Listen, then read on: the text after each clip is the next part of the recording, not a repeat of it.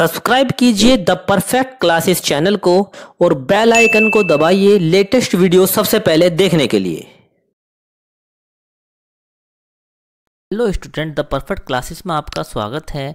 Director of education GNCT of Delhi द्वारा दी जाने वाली वर्कशीट नंबर 39 जो है आज हम डिस्कस करने जा रहे हैं। ये इसका जो सब्जेक्ट है वो है मैथमेटिक्स क्लास 8th की वर्कशीट है और ये 25 फरवरी 2021 की ये वर्कशीट है। आज के हमारे वर्कशीट का टॉपिक है मेंसुरेशन यानी क्षेत्रमिति। चलिए अपनी वर्कशीट को शुरू करते हैं। बहुत इंपॉर्टेंट वर्कशीट है और हमेशा काम आने वाली है। यहाँ पर देखिए कुछ फिगर दिखाए गए हैं जो इसमें डायग्राम है, शेप है, प्रॉपर्टीज़ है, पैरामीटर और एरिया है। हमें इनको पहचानना है और इसको समझना है ये कौन सी आकृति हैं। चलिए शुरू करते हैं। We see different kind of things around us. हम अपने आसपास जो है विभिन्न प्रकार की वस्तुएं देखते हैं। All things have some shape. सभी वस्तुओं की कोई ना कोई आकृति, सम शेप, कुछ ना कुछ आकृतियां होती हैं। Some of which are complex in shape and some of the are simple. यानी जिनमें से कुछ वस्तुओं की जो आकृति होती हैं वो कठिन, जिनका शेप जो है वो जटिल होती है, कॉम्प्लेक्स, और कुछ जो है आकृतियाँ जो हैं आसान भी होती हैं, सरल भी होती हैं। Some of which are called as geometrical figures because their properties and shape have been defined by us। यानी कुछ आकृतियों को हम ज्यामितीय आकृति भी कहते हैं क्योंकि उन आकृतियों के गुण और आकार हमारे द्वारा परिभाषित किए जा चुके हैं या किए, और उन आकृतियों का परिमाप, परिधि या क्षेत्रफल भी हम ज्ञात कर सकते हैं। यहाँ पर देखिए कुछ example. Parameter, circumference, area and volume of these shape known to us. Today we will read about some of these geometrical shape। यानी कि उन आकृतियों के गुणधर्म होते हैं और उनके आकार हमारे द्वारा परिभाषित किए जा सकते हैं। उन आकृतियों का परिमाप, परिधि या क्षेत्रफल भी हम ज्ञात कर सकते हैं। इन ज्यामितीय आकृतियों में से कुछ आकृतियों के बारे में जो है हम आज पढ़ेंगे।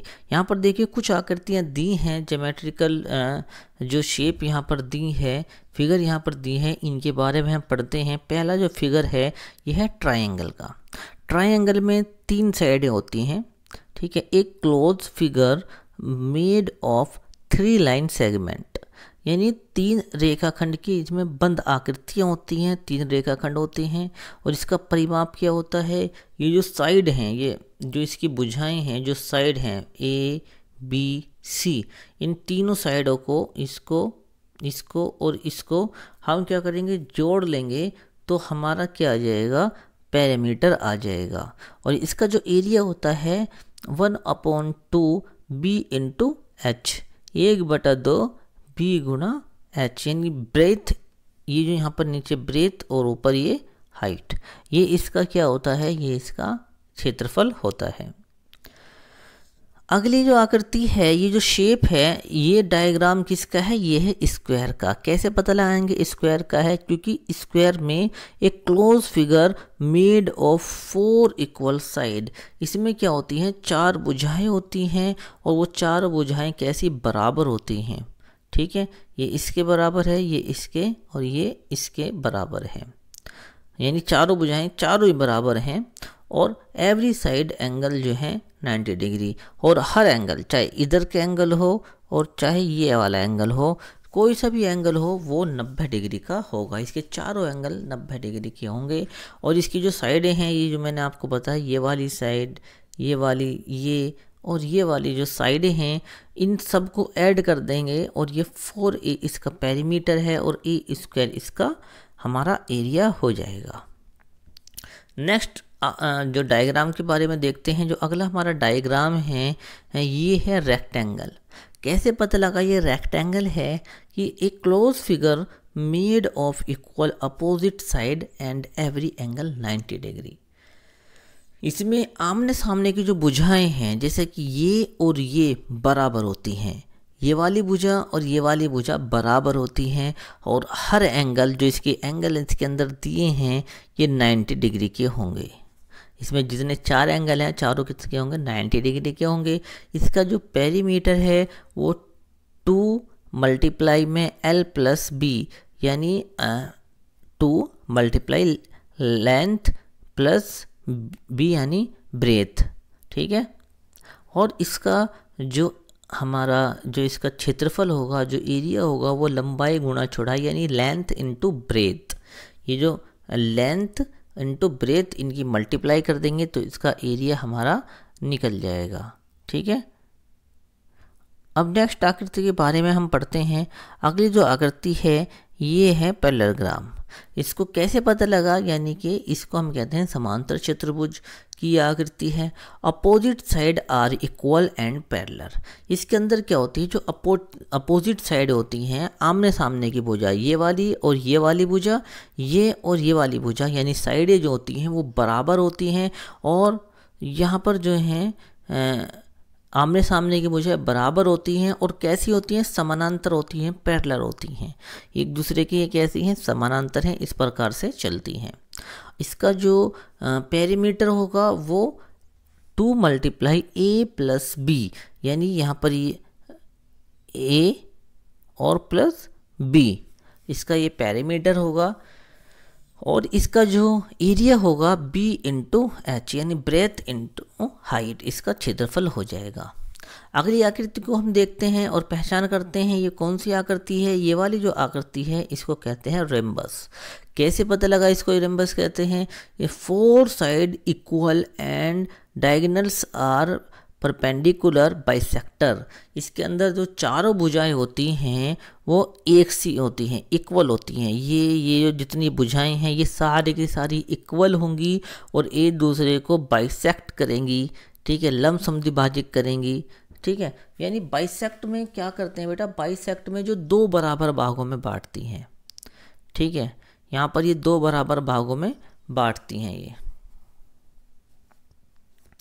अब इसका जो पेरीमीटर होगा, यहाँ पर इसका पेरीमीटर होगा 4A और इसका एरिया होगा 1/2 D1 D2, ठीक है। ये D1 यानी डायगोनल और ये यहाँ पर D1 और D2। अगली आकृति दी है ट्रेपीजियम की आकृति दी है। ट्रेपीजियम की हम पहचान कैसे करेंगे कि भाई ये ट्रेपीजियम है, तो ट्रेपीजियम में 1 pair of opposite side are parallel, ठीक है। इसके अंदर क्या होगा, जिसको ट्रेपीजियम यानी समलंब कहते हैं, इसमें आमने सामने का जो एक रेखा युग्म होगा वो समानांतर होगा।